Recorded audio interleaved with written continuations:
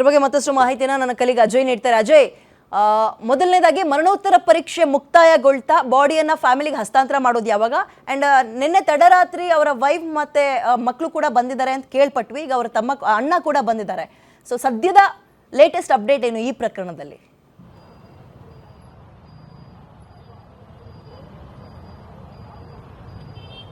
ಖಂಡಿತವಾಗ್ಲೂ ವಿದ್ಯೆ ಈಗಾಗಲೇ ಏನು CJ ರಾಯ್ ಏನಿದ್ದಾರೆ ಅವರ ತಮ್ಮ ಏನು ಬಾಬು ಏನಿದ್ದಾರೆ ಅವರು ಕೂಡ ಈಗಾಗಲೇ ಬೆಳಗ್ಗೆ ಬಂದು ಈಗಾಗಲೇ ಅವರ ಕುಟುಂಬಸ್ಥರು ಕೂಡ ಒಂದು ಸೈನ್ ಮಾಡಬೇಕಾಗತ್ತೆ. ಆ ಒಂದು ಸೈನನ್ನು ಕೂಡ ಈಗಾಗಲೇ ಮಾರ್ಚರಿಯಲ್ಲಿ ಕೂಡ ಮಾಡಿ ಹೋಗಿರುವಂಥದ್ದು. ಈಗಾಗಲೇ ಮರಣೋತ್ತರ ಪರೀಕ್ಷೆ ಆದ ನಂತರದಲ್ಲಿ ಅವರ ಏನು ಈಗಾಗಲೇ ಗುಂಡು ಕೂಡ ಏನು ಆ ಎದೆಗೆ ಹೊಕ್ಕಿರುವಂಥ ಗುಂಡೇನಿದೆ ಅದನ್ನು ಕೂಡ ತೆಗೆಯುವಂಥ ಕೆಲಸ ಈಗಾಗಲೇ ಆಗಿರುವಂಥದ್ದು. ಸೊ ಹೀಗಾಗಿ ಇನ್ನೇನು ಕೆಲವೇ ಕ್ಷಣಗಳಲ್ಲೂ ಕೂಡ ಮರಣೋತ್ತರ ಪರೀಕ್ಷೆ ಈಗಾಗಲೇ ಮುಕ್ತಾಯ ಆಗುತ್ತೆ. ಆ ನಂತರದಲ್ಲಿ ಅವರ ಕುಟುಂಬಸ್ಥರಿಗೂ ಕೂಡ ಏನು ಮೃತದೇಹವನ್ನು ಹಸ್ತಾಂತರ ಮಾಡ್ತಾರೆ.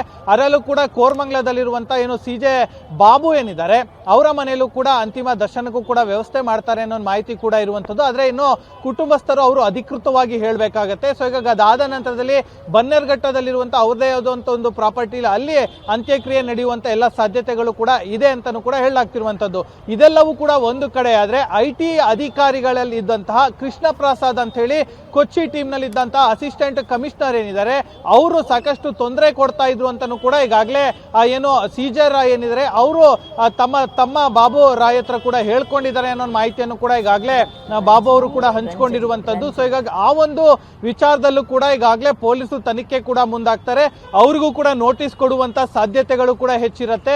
ಅವರಿಗೆ ನೋಟಿಸ್ ಕೊಟ್ಟು ಅವರನ್ನು ಕೂಡ ಕರೆಸಿ ಆ ನಂತರ ಯಾವ ರೀತಿಯಾದಂತ ಮಾತುಕತೆ ಇವ್ರ ಬಳಿ ಆಯ್ತು, ನೀವು ಯಾವ ರೀತಿಯಾದಂತ ಡಾಕ್ಯುಮೆಂಟ್ಸ್ ಗಳು ಅವರಿಂದ ಕೇಳಿದ್ರಿ, ಯಾವ ರೀತಿಯಂತ ಪ್ರಶ್ನೆಗಳು ಅವ್ರ ಹತ್ರ ಕೇಳಿದ್ರಿ, ಮತ್ತೆ ನಿಮಗೆ ಅವರು ಆ ತನಿಖೆಗೆ ಸ್ಪಂದಿಸಿದ್ರ, ನೀವೇನಾದ್ರೂ ಹಣಕ್ಕೆ ಡಿಮ್ಯಾಂಡ್ ಮಾಡಿದ್ರ, ಹೀಗೆ ಸಾಕಷ್ಟು ಪ್ರಶ್ನೆಗಳು ಕೂಡ ಈಗಾಗಲೇ ಓಡ್ತಾ ಇರುವಂತದ್ದು ಆ ಪೊಲೀಸರ ತಲೆಯಲ್ಲಿ ಕೂಡ. ಸೊ ಹೀಗಾಗಿ ಅಂತ್ಯಕ್ರಿಯೆ ಆದ ನಂತರದಲ್ಲಿ ಇವೆಲ್ಲವೂ ಕೂಡ ಏನೋ ತನಿಖೆ ಸಾಗತ್ತೆ ಅಂತಾನೆ ಹೇಳ್ಬೋದು. ಈಗಾಗಲೇ ಪೊಲೀಸರು ಕೂಡ ಪ್ರತಿಯೊಂದು ಇಂಚು ಮಾಹಿತಿಯನ್ನು ಕೂಡ ಪಡ್ಕೊಳ್ತಿದ್ದಾರೆ. ಅದಕ್ಕೆ ಅಂತಾನೆ ಒಂದು ಟೀಮ್ ಕೂಡ ಈಗಾಗಲೇ ಫಾರ್ಮೇಶನ್ ಮಾಡಲಾಗಿರುವಂತದ್ದು. ಇನ್ನು ಇದೆಲ್ಲವೂ ಆದ ನಂತರದಲ್ಲಿ ಸತ್ಯಾಸತ್ಯತೆ ಏನಿದೆ ಅನ್ನೋದು ಕೂಡ ಹೊರ ಬರಬೇಕಾಗಿದೆ. ಸದ್ಯಕ್ಕಿರುವಂತ ಮಾಹಿತಿ ಪ್ರಕಾರ ಮರಣೋತ್ತರ ಪರೀಕ್ಷೆ ಏನೇನೋ ಬಹುತೇಕವಾಗಿ ಮುಕ್ತಾಯ ಆಗಿರುವಂತದ್ದು. ಅದಾದ ನಂತರದಲ್ಲೂ ಕೂಡ ಅವರಿಗೆ ಏನು ಮೃತದೇಹವನ್ನು ಹಸ್ತಾಂತರ ಮಾಡುವಂತ ಎಲ್ಲ ಸಾಧ್ಯತೆಗಳು ಕೂಡ ಹೆಚ್ಚಿದೆ ಅಂತಾನೆ ಹೇಳ್ಬೋದು. ವಿದ್ಯಾ, ಥ್ಯಾಂಕ್ ಯು ಅಜಯ್. ಡೀಟೇಲ್ಸ್ ಇದ್ರ ಬಗ್ಗೆ ನಾವು ಚರ್ಚೆನ ಮಾಡ್ತಾ ಹೋಗೋಣ. ನನ್ನ ಜೊತೆ ಗೆಸ್ಟ್ಗಳು ಕೂಡ ಜಾಯ್ನ್ ಆಗಿದ್ದಾರೆ. ವೆಲ್ಕಮ್ ಮಾಡ್ಕೊಳ್ತೀನಿ ನಾನು. ಹಿರಿಯ ಮನೋವೈದ್ಯ ರಂಜನಿ ಜೋಯಿಸ್ ಇದ್ದಾರೆ. ಮೇಡಮ್ ನಮಸ್ತೆ, ಕಾರ್ಯಕ್ರಮಕ್ಕೆ ಸ್ವಾಗತ. ತಮಗೆ retired police officer Basavaraj Malagatti sir ಕೂಡ ನಮ್ಮ ಜೊತೆ ಇದ್ದಾರೆ. ನಮಸ್ತೆ ಸರ್, ಕಾರ್ಯಕ್ರಮಕ್ಕೆ ಸ್ವಾಗತ ತಮಗೆ. ಇನ್ನು ಚಾರ್ಟೆಡ್ ಅಕೌಂಟೆಂಟ್ ಪ್ರಶಾಂತ್ ಕುಮಾರ್ ಇದ್ದಾರೆ, ನಿಮಗೂ ಕೂಡ ಕಾರ್ಯಕ್ರಮಕ್ಕೆ ಸ್ವಾಗತ. ಮಾಲ್ಗತ್ತಿ ಸರ್, ನಾನು ನಿಮ್ಮನ್ನೇ ಮೊದಲಿಗೆ ಪ್ರಶ್ನೆ ಮಾಡ್ತಾ ಹೋಗ್ತೀನಿ. ಇದು ನ್ಯಾಚುರಲ್ ಡೆತ್ ಆಗಿದ್ರೆ ಎಷ್ಟೊಂದು ಸೌಂಡ್ ಮಾಡ್ತಾ ಇರಲಿಲ್ಲ. ಸೂಸೈಡ್ ಆಗಿರೋದ್ರಿಂದ ಅಂಡ್ ಬಹಳ ದೊಡ್ಡ ಉದ್ಯಮಿ ಆಗಿರೋದ್ರಿಂದ ಅದರಲ್ಲೂ ಆಫೀಸರ್ಸ್ಗಳು ತಮ್ಮ ಕೆಲಸವನ್ನ ಮಾಡಬೇಕಾದ್ರೆ ಗನ್ ಶಾಟ್ ಮಾಡ್ಕೊಂಡಿರೋದ್ರಿಂದ ವಿಪರೀತ ಅನುಮಾನಗಳಿದ್ದಾವೆ. ಮೊದಲನೇದಾಗಿ ಒಬ್ಬ ಪೊಲೀಸ್ ಆಫೀಸರ್ಗೆ ಈ ಕೇಸ್ನ ನೀವು ಹೇಗೆ ನೋಡ್ತೀರಿ? ಯೂಶಲಿ IT ರೇಟ್ ಆಗಲಿ ಅಥವಾ DRದು ಇನ್ವೆಸ್ಟಿಗೇಷನ್ ಆಗಲಿ, ನಮ್ಮ ED ಅವ್ರದ್ದು ಇನ್ವೆಸ್ಟಿಗೇಷನ್ ಆಗಲಿ, ಯಾರು ಸೂಸೈಡ್ ಮಾಡ್ಕೊಳ್ಳೋದಿಲ್ಲ. ಸ್ಟ್ರೆಸ್ ಮಾಡ್ತಾರೆ, ಭಾಳ ಪ್ರೆಷರ್ ತರ್ತಾರೆ, ಸಾಕಷ್ಟು ತೊಂದರೆ ಕೊಡ್ತಾರೆ ಮಾನಸಿಕವಾಗಿ. ಬಟ್ ಯಾವ ಈ ಹಂತಕ್ಕೆ ಹೋಗಿಲ್ಲ ಇಲ್ಲಿವರೆಗೂ, ಯಾರು ಸತ್ತಿಲ್ಲ, ಸೂಸೈಡ್ ಮಾಡ್ಕೊಂಡಿಲ್ಲ. ಇದು ಯಾಕೆ ಇಷ್ಟೊಂದು, ಅದು ಕಾನ್ಫಿಡೆಂಟ್ ಅಂತ ತಾನೇ ಹೆಸರು ಇಟ್ಕೊಂಡಿದ್ದಾನೆ, ಅಷ್ಟೊಂದು ಕಾನ್ಫಿಡೆಂಟ್ ಇದ್ದ, ಇದು ಯಾಕೆ ನೀವು ಹೇಳಿದಾಗೆ ಯಾಕೆ ಈ ಥರ ಡಿಸಿಷನ್ ತಗೊಂಡ ಅನ್ನೋದು ಭಾಳ ಆಶ್ಚರ್ಯ ಅನ್ನಿಸ್ತದೆ. ಇನ್ಸ್ಟಂಟ್ ಏನಾದರೂ ಆಗಿರ್ಬೋದು ನನ್ನ ಲೆಕ್ಕದಲ್ಲಿ.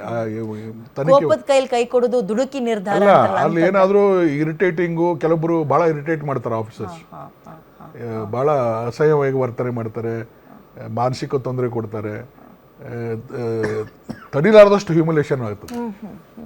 ಸೊ ಸ್ವಲ್ಪ ವೀಕ್ ಮೈಂಡ್ ಇದ್ದವನು ಈ ಥರ ಮಾಡ್ಕೋವಂಥ ಚಾನ್ಸಸ್ ಇರ್ತದೆ.